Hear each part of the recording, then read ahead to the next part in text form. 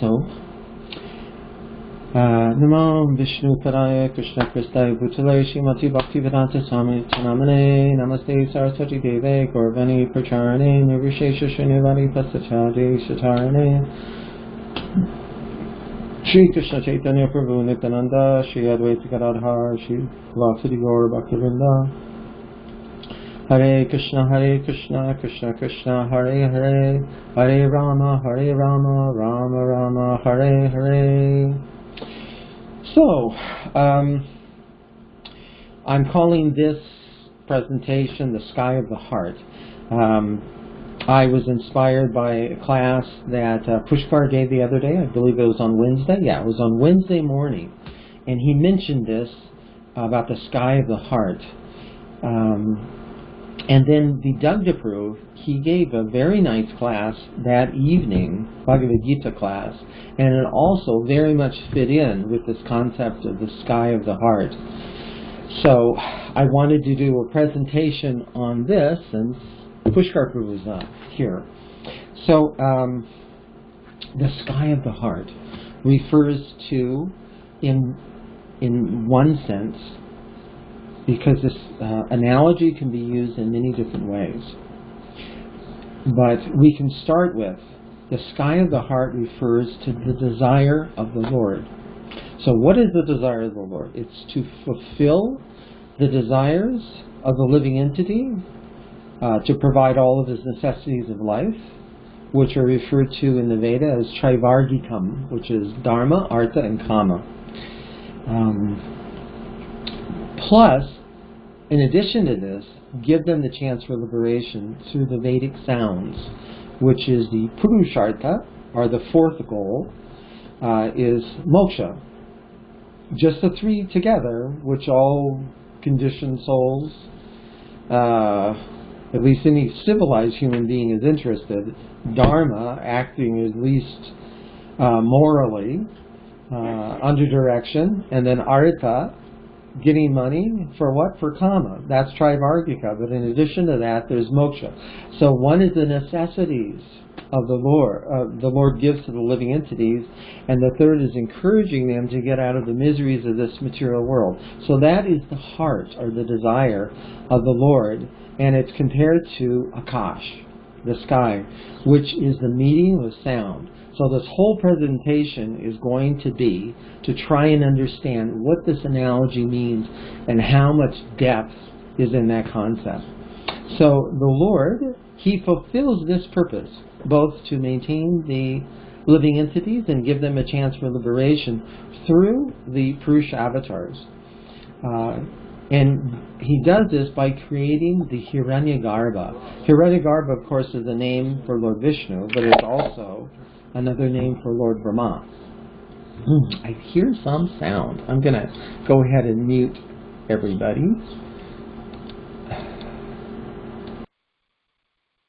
And I'll keep an eye on the chat. We have many slides, like 20 slides, pages and pages of notes. Let's see how far we get through this. So there's Hiranyagarbha. That's a name for the Garbhodakshaya Vishnu, and it's also a name for Lord Brahma, because it's a partial manifestation of the Virata Rup. Lord Brahma is very much involved in the creation of Visarga, the secondary creation of this world. So he also has a partial universal form, which is called Hiranyagarbha. And through the mouth of Hiranyagarbha, Brahma, the sounds of the Vedas come. So I'm going to go to the next slide here. If anybody's been paying attention, we've been going through the Saddarshans, the schools of Indian philosophy, in our newsletter, and now we're on Vaishesika. The schools begin with Nyaya, which of course is logic, and now we're moving on to Vaishesika, which is Vedic atomic theory. These two, Nyaya and Vaishesika, they are always coupled together, just as much as an ox is coupled with the cart, or as much as yoga, in the same way, yoga and Sankhya are coupled together. as well as Purva Mimamsa and Uttara Mimamsa, or Vedanta.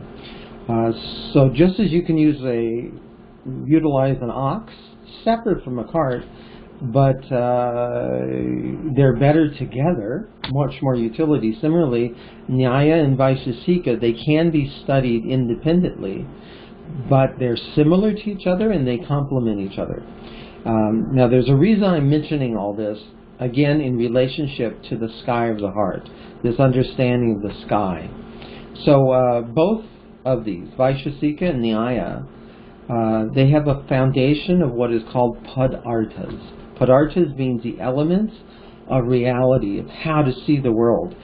So you can break it up and you can analyze the world by breaking it into component parts, so you can ultimately utilize it for the ultimate purpose of liberation, to get out of suffering. So Nyaya has 16 padarthas, just like the points of a compass, north, south, west, and east, northeast, north, northeast, etc. 16 points. Similarly, Nyaya has 16 padarthas that it utilizes. Similarly, Vaisheshika, it has 7 padarthas, or 7 parts. Now we go to the next slide.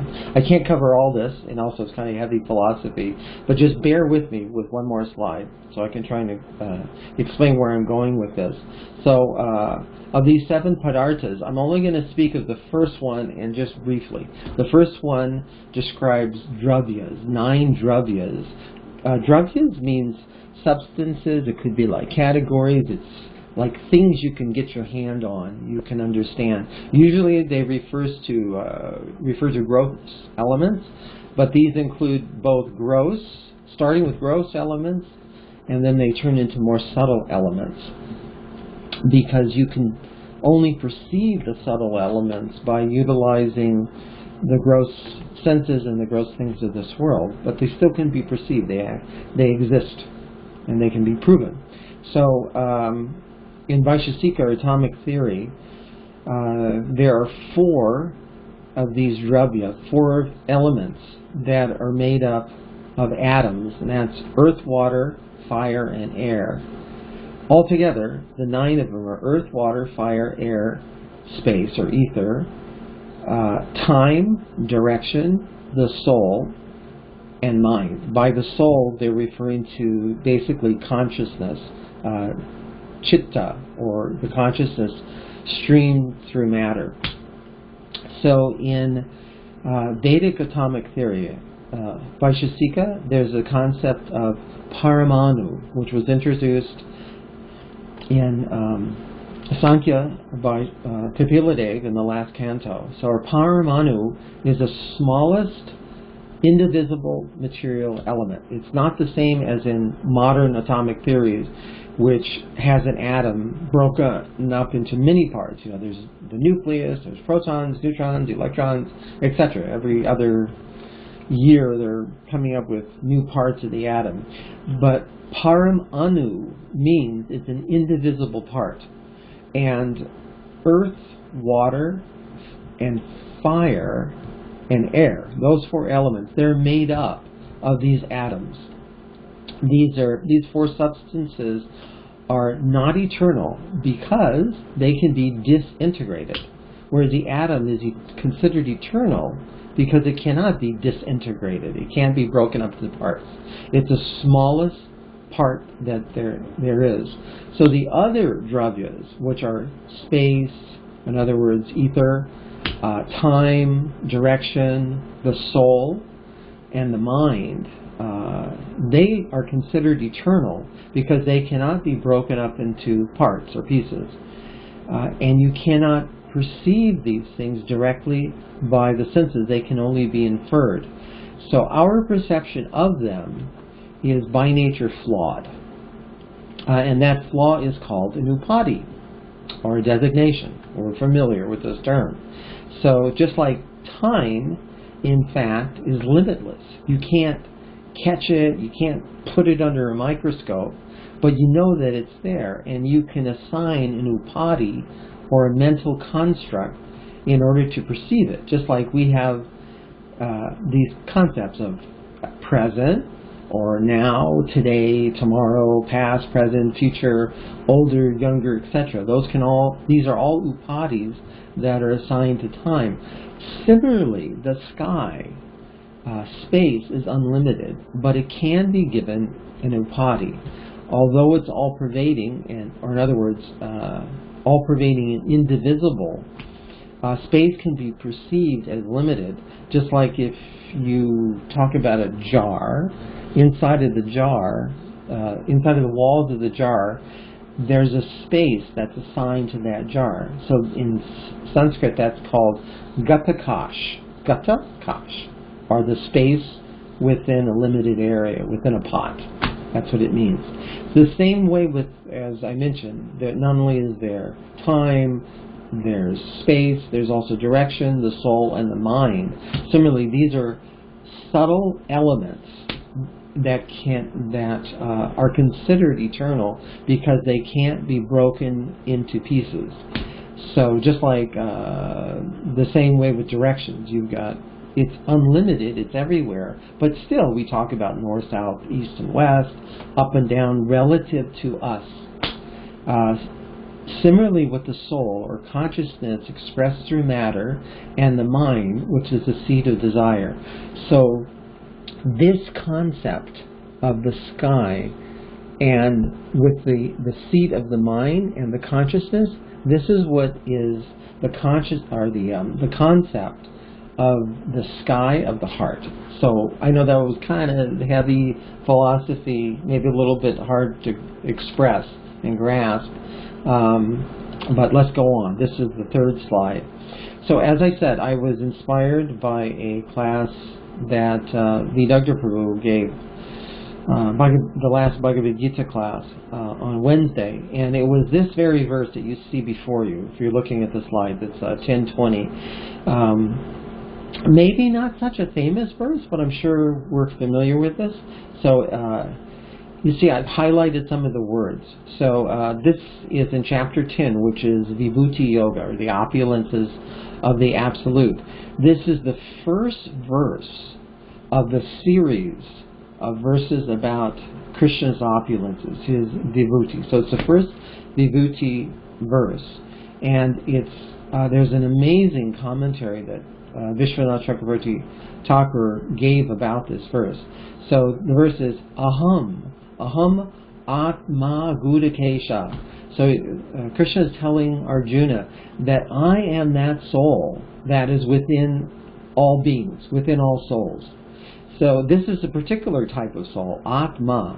That Atma, according to Vishwanath Chakravarti Thakur, this is the Purusha avatars, the super soul of the universe. So he says, Aham Atma Gudakesha, I am the self of all beings, Sarvabhuteshu Sarvabhuteshaya Stitaha. So this word, Sarvabhuta, is all living entities, and Ashaya. So Ashaya Stita means I'm situated within the heart. This is important, again referring back to the concept of the sky of the heart, because we're familiar with this term Asha. Asha means hope, and Asha with a small a at the end, that means to become present.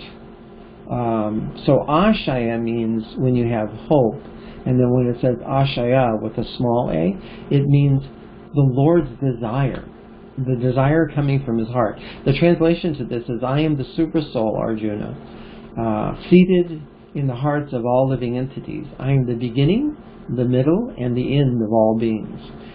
So by him being situated, Ashaya Stita means the Lord is saying that I'm situated in everyone's heart. So I fulfill all living entities' desires. Plus, I have my own desire.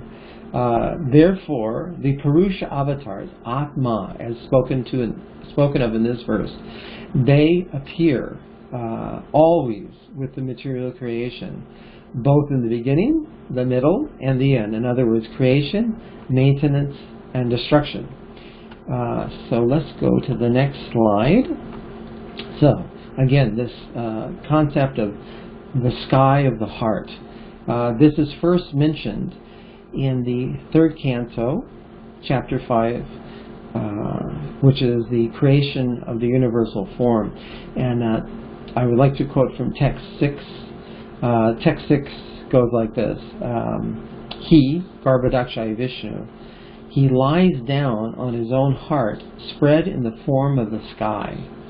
Thus, placing the whole creation in that space, he expands himself into many living entities, which are manifested as the different species of life. So this verse, it says, Yata Puna Svakang Idam. So that means that I lie down, again I lie down, as Garbhodakshaya Vishnu, the next Purush avatar, in the sky of the heart, Nivesha Sveta Guyam, in the core of the heart. So it's a special type of heart that's being spoken of in the universal form. So the purport reads like this, in part. The gigantic sky is a material body of the Lord, called the Virata Rupa. And all material creations are resting in the sky or the heart of the Lord. Therefore, beginning from the sky, the first material manifestation to gross vision down to earth, everything is called Brahman. Sarvam kal vidang Brahma. There is nothing but the Lord, and He is one without a second. The living entities are superior energies, whereas matter is inferior energy, and as a combination of these energies bring about the manifestation of this material world, which is the heart of the Lord. So the Lord wants to take us back. That's why it's referred to in the Virata Rupa that this is the heart of the Lord. It's His desire. He maintains us. He wants to maintain us. As we learned from the beginning of the Bhagavatam, Atra Sargo Visargascha Sthanam. This describes the different purposes, the 10 purposes of the cantos of the Bhagavatam. Sarga, Visarga, and then Sthanam. Sthanam means to maintain the planetary systems, or in other words, maintain the universe. Just like a parent takes care of the child, or maintains the children automatically. However, the parents have their own desire as well. They want the best for the child. They want him to grow up, be healthy, and be happy in life. So they guide him. So similarly, the Lord maintains us, and He also has His desire, and that's stated as Muktir Ashraya, that ultimately we should become free from all material miseries by going out of this material world and take shelter of His lotus feet. So we go to the next slide. So this we can next concentrate on by this example that's given in the Bhagavad Gita in the 15th chapter of Purushottama Yoga. We're all familiar with this analogy. Urdhva Moolam Adashaka Ashvatam Prahor Avyayam, that the tree of this material world is like a banyan tree with the branches going down and the roots coming from above, from Lord Brahma. And it's situated on the water, or the reflection of desire. So the desire that's referred to is a representation of the heart. So the Lord fulfills our desires, but He has a different desire. Not that we remain in this material world, just like the parent of a child wants the child to ultimately grow up. You know, if a child, let's say, is screaming and wants a toy, it's not that the parent is really forced to give him a toy. I mean, you're never going to see a toddler, you know, with the parent in an arm wrestle or something, you know, with around his neck, you know, forcing him, you know, you better give me the toy. It's not like that. What is it that almost forces the parents? It's the desire of the child. So the parents fulfill the desires of the children. I think it was a great analogy that Madan Mohan brought the other day. That came originally from Narahari, that if you have a child, you put him in a baby a restraining seat and a car seat, and then there's like a little wheel for the seat. So the child is very seriously, moving this toy wheel around in his car seat, taken very seriously, but it's just a toy, that's the intelligence of the child. So similarly, we have all these toys in this material world. We're bound by it, but the parent wants the child to grow up, mature, and be ultimately happy, not with foolish toys. So, this is the concept that's given in the 15th chapter of Bhagavad Gita about the banyan tree and the desire, our desire, compared to the Lord's desire, which is all in the sky of the heart. Now we go to the first mention of this. The next time the sky of the heart is mentioned is in the 11th canto, and then very elaborately mentioned in the 12th canto. So I'm going to read the translation to texts 38 and 40. It goes like this. This is the 11th canto, chapter 21, texts 38 through 40. The translation is, just as a spider brings forth from its heart its web, and emits it through its mouth, the Supreme Personality of Godhead maintains himself as a reverberating, primeval, vital air, comprising all sacred Vedic meters and full of transcendental pleasure. So that's just like the first verse, 38. It goes on, but so it says Yata Urdhna Nabi. Urdhna Nabi refers to a spider, because Urdhna is the web, and the spider is referred to as Urdhna Nabi because from its belly comes this web. So just as from a spider, it says Yata Urdhna Nabi Hridayat Urnam, that because of his heart's desire, the web comes out. And he emits it udva mate mukha. He emits it through his mouth. Similarly, akasha, the sky or the ether, akasha goshavan, by vibrating through the akasha, prana, the Lord vibrates the sacred syllables through the vital air. So anyway, continue with the translation. I'll read that one more time.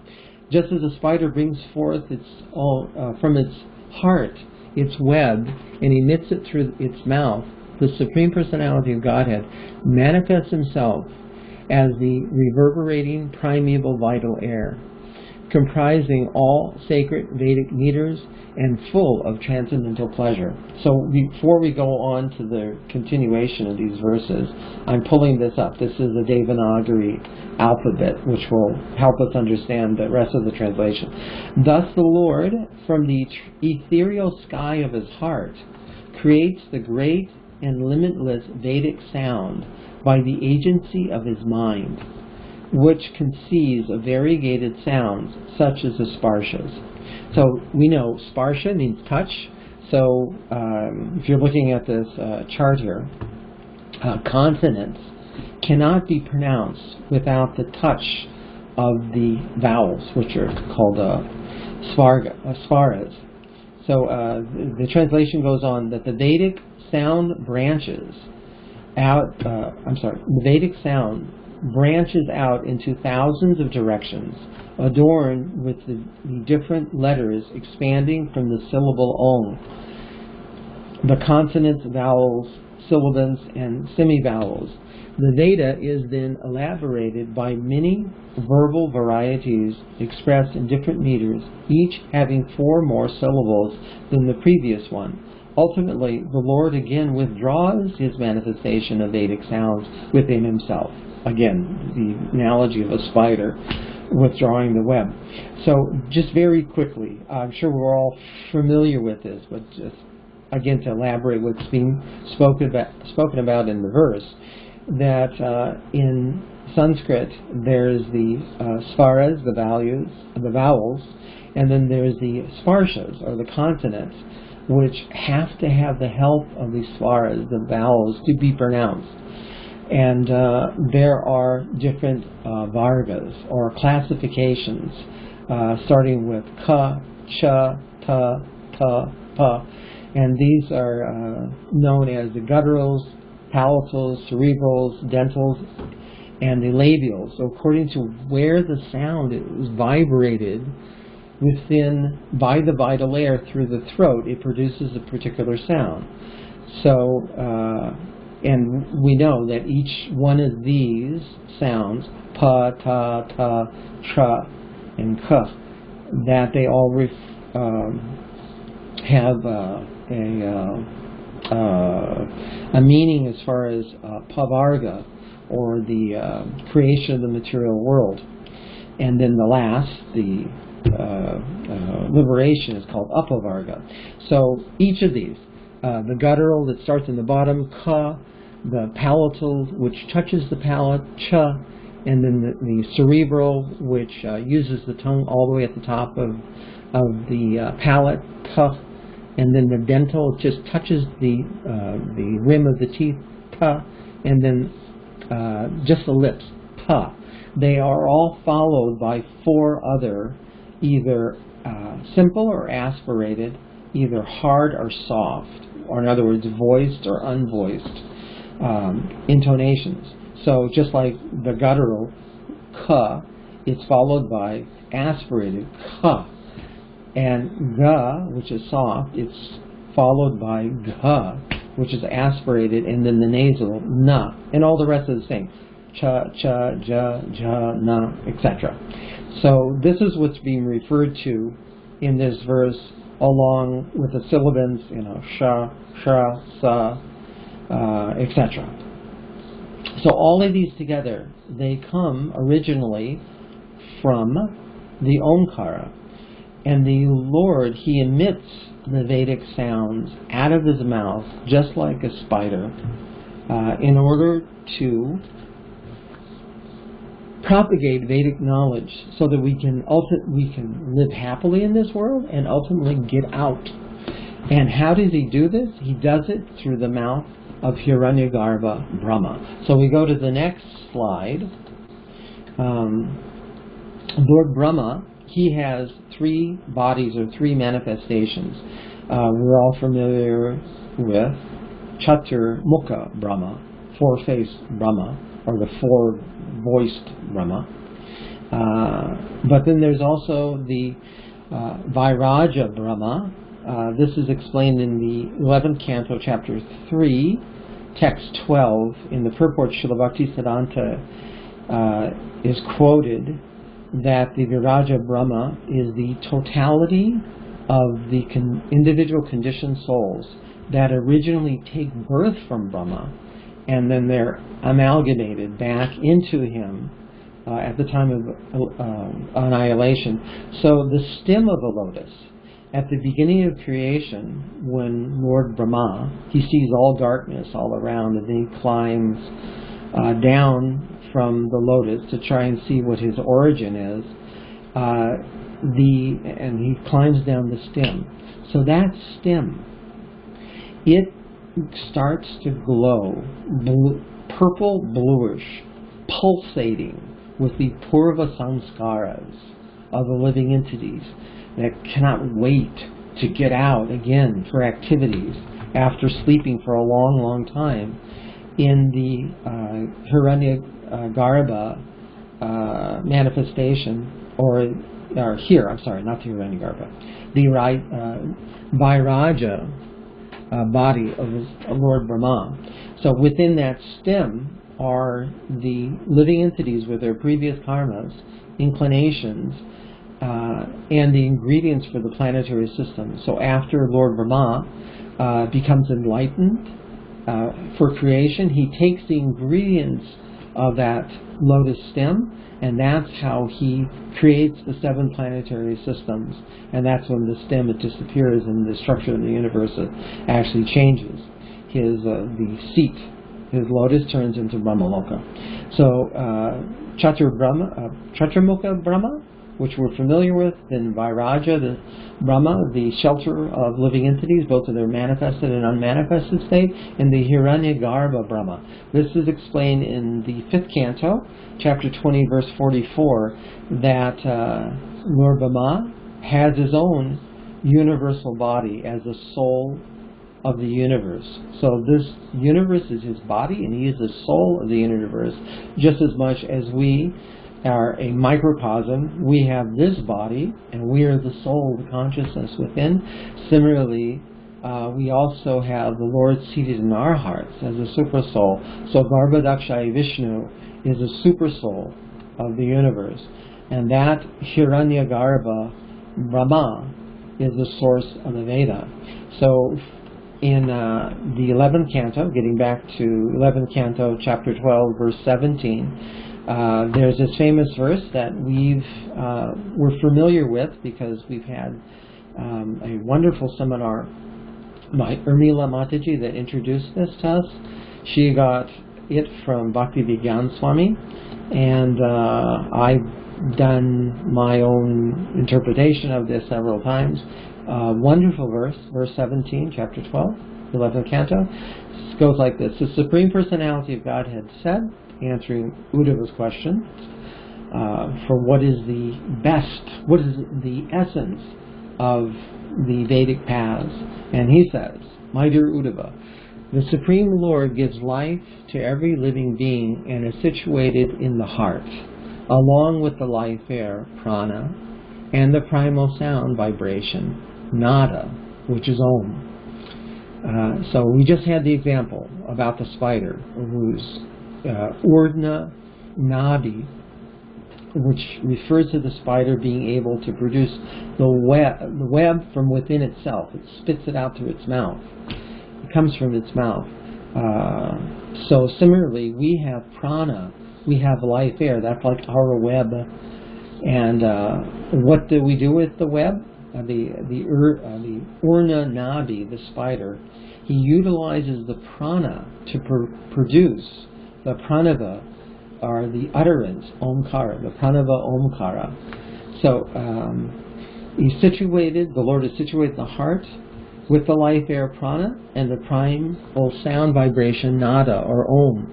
The Lord can be perceived in his subtle form within the heart by one's mind, since the Lord controls the minds of everyone, even great demigods like Shiva. So in other words, what to speak of us? If he influences Lord Brahma, controls his mind, he can also reveal himself to our mind through the Vedic sounds. The Supreme Lord also assumes a gross form as the various sounds of the Vedas, comprised of short and long vowels and consonants of different intonations. So I've shown these slides before. I think they're helpful. Explaining this verse, Vishwanath Chakravarti Thakur illuminates what this verse means.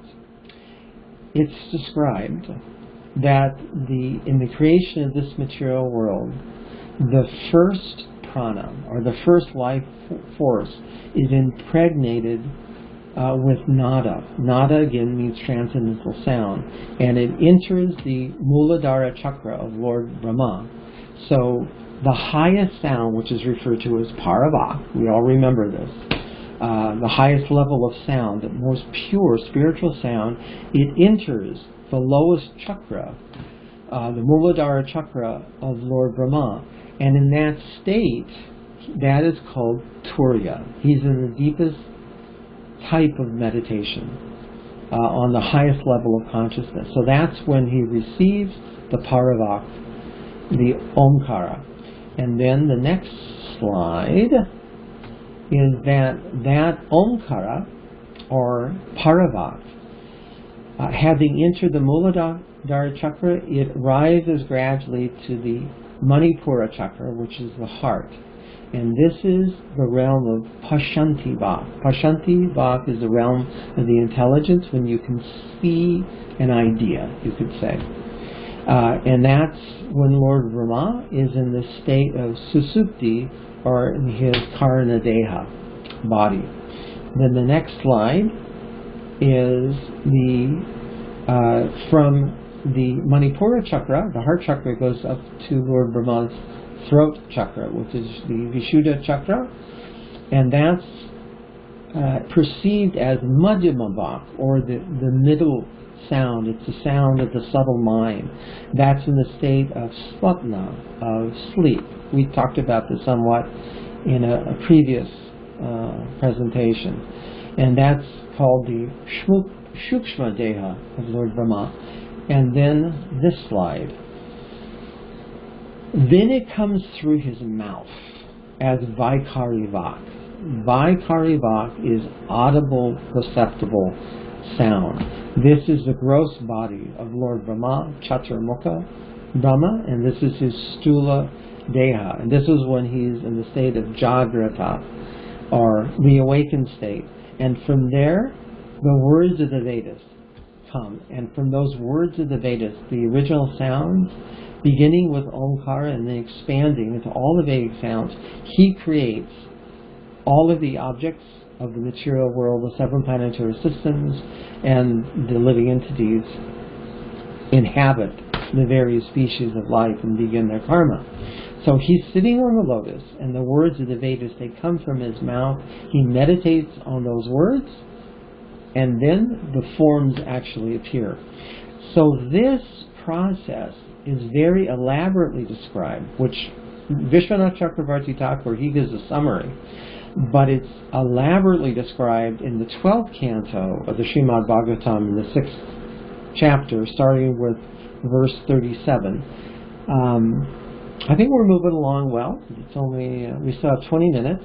So this is verse 37 through 44.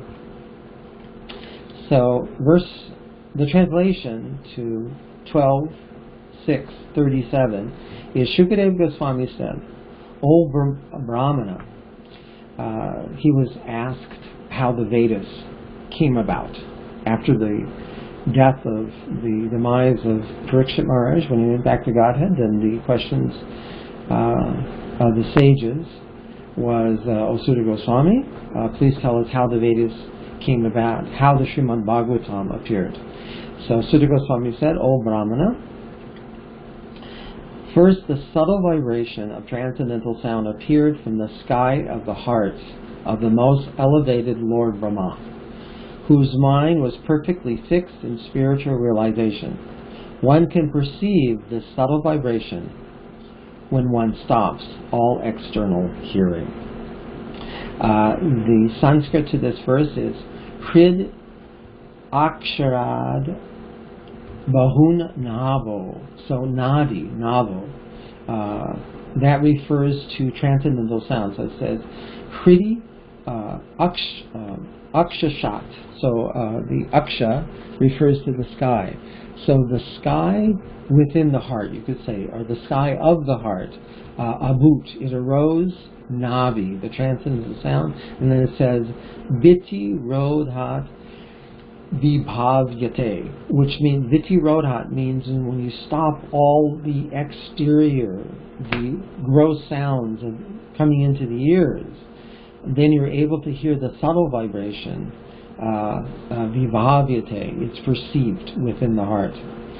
So, going on, text 38 goes like this: by worship of this subtle form of the Vedas, O Brahmana, mystic sages cleanse their heart of all contamination caused by impurity of substance, activity, and doer, and thus they attain freedom from repeated birth and death.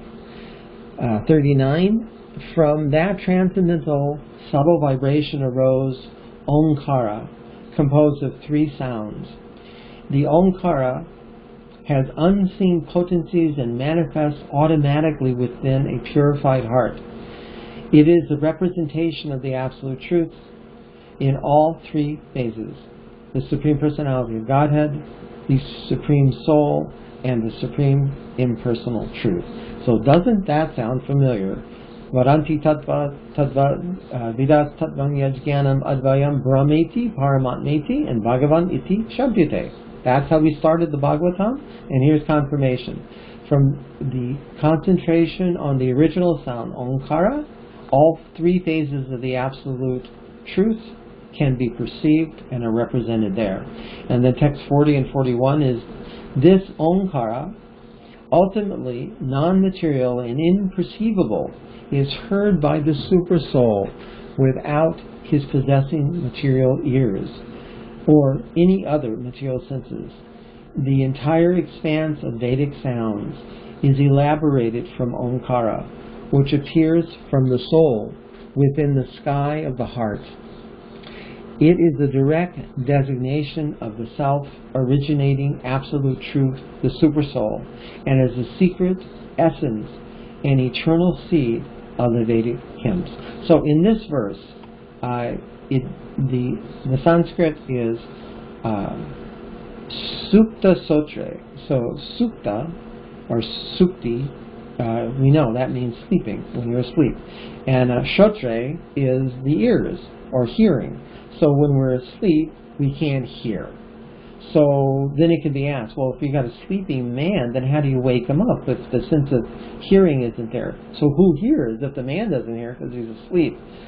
The Lord, as a super soul, he hears, and he awakens the sleepy man. Because in a sense, all vibrations, everything in the sky, everything within the ether, is vibrating sound. And the sky of the heart is meant to vibrate the Vedic sounds, the Vedic mantras. So the seed of all Vedic sounds is the Omkara, as again referring back to Purushottama Yoga, the 15th chapter of Bhagavad Gita, the example of the banyan tree. From the seed, from the Omkara, the entire banyan tree of this material world, with all its variegatedness of leaves and branches and fruits and flowers, those all come from the original seed. And the Vedic hymns are described there. They're just like the leaves, shiny and beautiful, beautifies and nourishes the tree. And the full elaboration, or in other words, the fructification ultimately of that seed is the ripened fruit, the phala. And that is the Srimad Bhagavatam. So anyway, it goes on here. Another 3 verses. Text 42 describes that Omkara exhibited the 3 original sounds of the alphabet A, U, M. A, U, Om. These 3, almost eminent descendant of Brigu, sustain all the different threefold aspects of the material creation, including the 3 modes of material nature, the name, Rik, Yajur, and Samavedas, the goals known as Bhur, Bhuva, and Swa, planetary systems, the 3 functional platforms of waking consciousness, sleep, and deep sleep. Isn't that amazing? Anyway, we can't get into all this. We're all familiar with it. But AUM, it refers to all these. We originally got a chart that was provided originally by Bhaktivedanta Swami, and it lists how AUM, all of these things are branched out from these original letters of Omkara. From that Omkara, Lord Brahma created all the sounds of the alphabet, the vowels, consonants, semivowels, sibilants, and others, distinguished by such features as long and short measure. And then the last verse, all-powerful Brahma made use of this collection of sounds to produce from his 4 faces the 4 Vedas, which appeared together with the sacred Omkara and the 7 Vyahriti invocations. So we'll explain what the Vyahritis are. His intention was to propagate the process of Vedic sacrifice according to the different functions performed by the priests of each of the 4 Vedas. So Vyahritis, we've spoken about this in brief before, but it's invocations of the 7 planetary systems. Bhur, Bhuva, Swa, and then Mahar Loka, Jamaloka, Tapaloka, and then Satyaloka. Those are the 7 planetary systems. So Vyahritis, they're invocations. They are found in the Gayatri mantra when we chant Om Bhu Bhuva Swa Tat Savitur Varenyam. So those refer to these Vyaharitis. So if you want to put this in an analogy, again, about the banyan tree from the 15th chapter, from Purushottama Yoga, how to meet the Supreme Person, the Hridi is the heart, or in other words, the seat of desire. And Nada refers to transcendental sound, vibrated in the sky of the heart.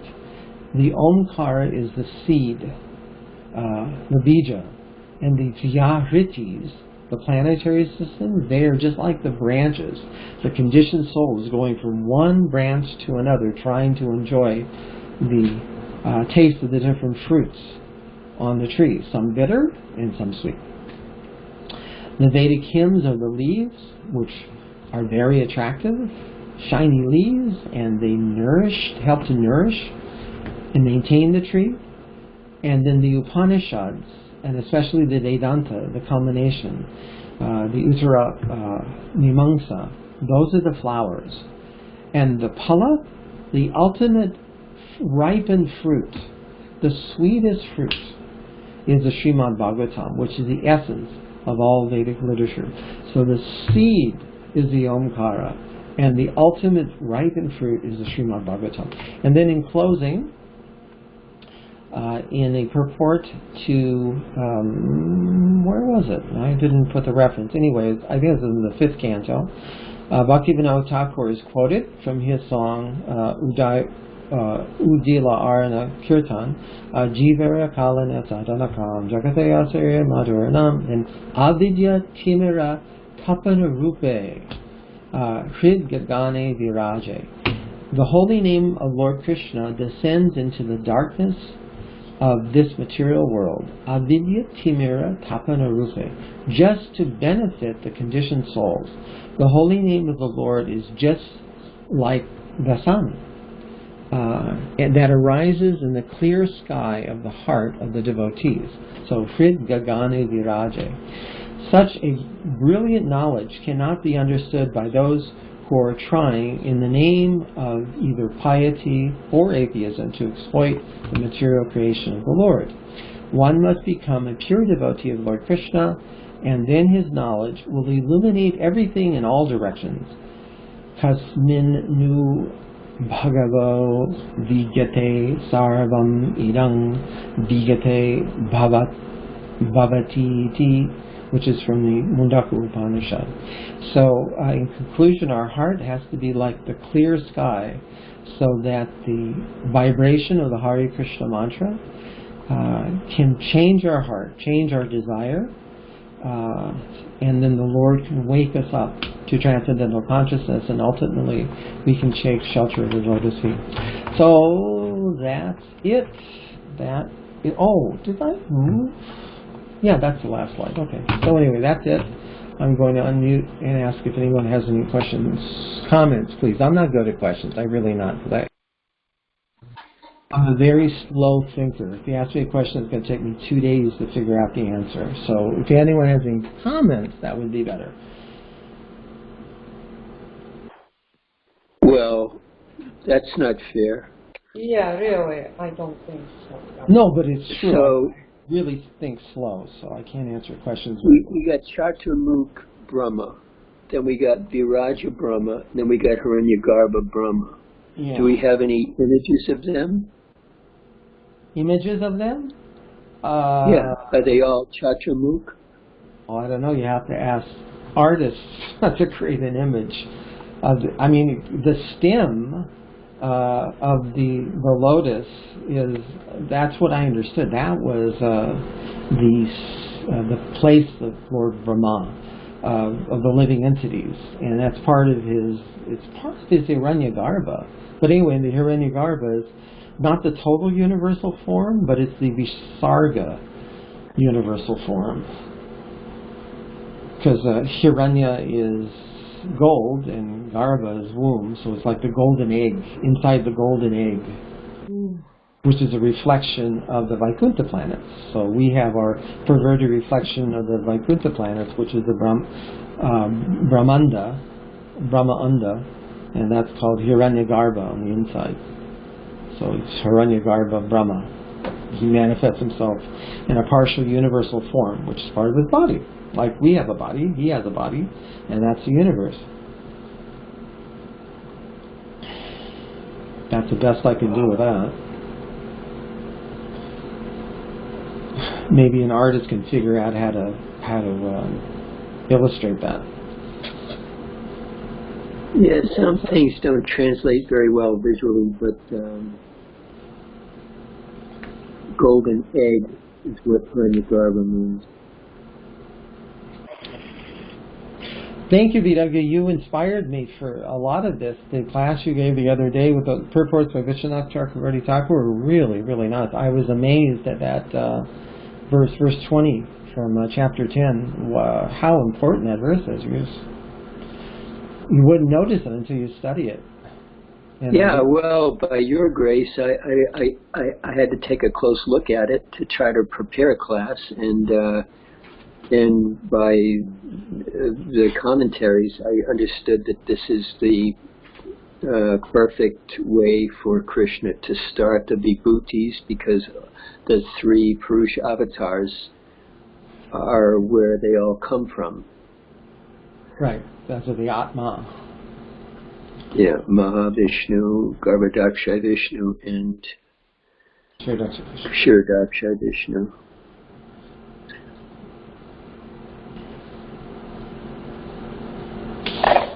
Okay.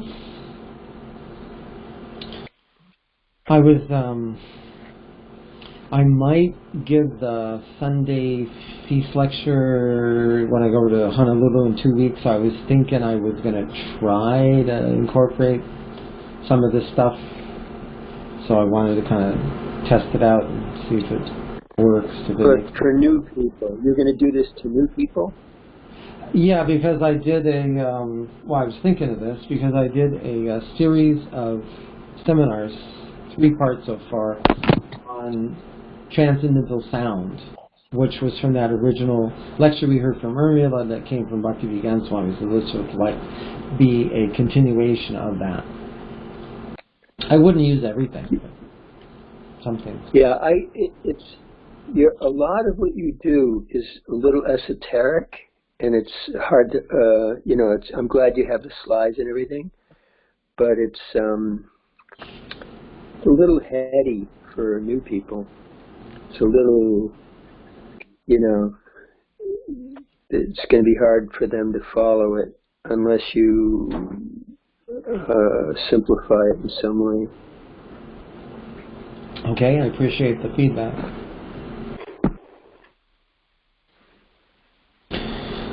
All right. If there's nothing else, I guess we could end. All right. So thank you, Peruz. Thank you very much. I suppose next Saturday we'll continue with Chaitanya Bhagavat because Pushkar will be back. I just it's very, very deep stuff that you were giving this is the heart, the sky of the heart. And I like that you brought those different verses from in the Bhagavatam about this and connected the whole thing. And the importance, you explained the external structure of it. But now if we would go deeper, what is that for, how that works for us, the whole thing, It's incredible team that you started, I mean, really, when you give those classes like this, it's like just a teaser for some seminar with 10 parts, I really am intrigued. I love this phrase, the sky of the heart. There's just so much in there. So that's why I looked in the Bhagavatam. times it's mentioned, and it is there, and it refers to the process of hearing and changing the desire. But it's not just a expression. This is actual thing that we have, the sky of the heart, because as a universe, right? Yeah, right. It's not just the mental plane is much freer than the physical plane. Mm-hmm. And that's you can fly in the sky. In the mental plane, you can fly in the sky. The physical plane, you can't do that. That's why, in my opinion, you find things in the Bhagavatam, but especially in the Puranas, in the Itihasas, like the Mahabharata and the Ramayana, far out stories. How is this possible? Descriptions about the universe and, the churning of the ocean, and, how is this possible? We don't see these things. It's because it's on another level. These are on levels of consciousness that we just cannot perceive. Just like we have our gross things that we can perceive, earth, water, fire, and air, but there's much more subtle things. You can perceive them, but not directly. They exist, but not directly. So you have to be on when you're on another plane of existence, all kinds of things are possible, and you can hear about it, and then you can. And I think that's your theme for the Sunday lecture, because Om Bhurбhuva Sva. It's the physical plane, the mental plane, the intellectual plane, and then there's the spiritual plane, and they get more subtle as you progress, and more possibilities. And those of us that grew up in the 60s and ingested a few psychedelics, we had some sort of experience of that.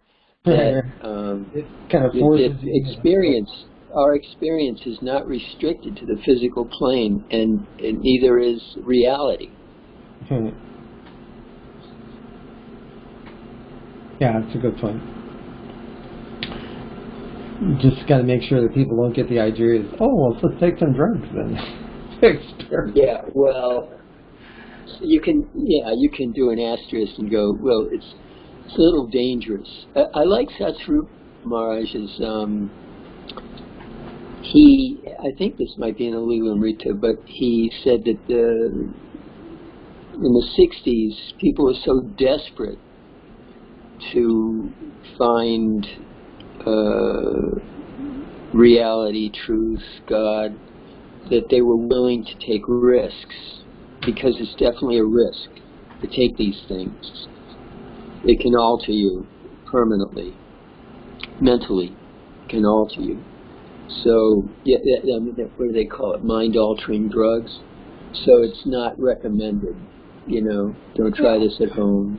It's going to pull. But it's just something that we were caught up in a wave of this stuff growing up, and we did that, and it was, some people paid for it. There were casualties. Some people lost their minds. So. Yeah, you can just kind of have a cautionary note that this is not what the class is promoting. Yeah. I don't think, even if you go more subtle, you don't have even to mention, the drug example. It's I think when we're growing up, when a small child, it has that another space that he is living in. Oh, that's a good point. When he plays. Yeah, they completely aloof. They're not engrossed in this world, and their desires are completely. It's different. They have their own world. On an artist, they have their own space, their own world. And it's still, of course, material is not transcendental probably, but it's very subtle world that we live in. Mm-hmm. But again, talking about altering our mind, we can actually not just like gross things like drugs, but even by repeatedly doing wrong things, certain thoughts or certain moods that we live in, that it's in our mind, it alters the mind. that's the whole point process of, of sadhana, to change those things. Nice. Okay, Prabhu, thank you very much for listening. All glories to Srila Prabhupada. Yeah. Thank you. Hare Krishna. Hari Hare Krishna. Hari Bol.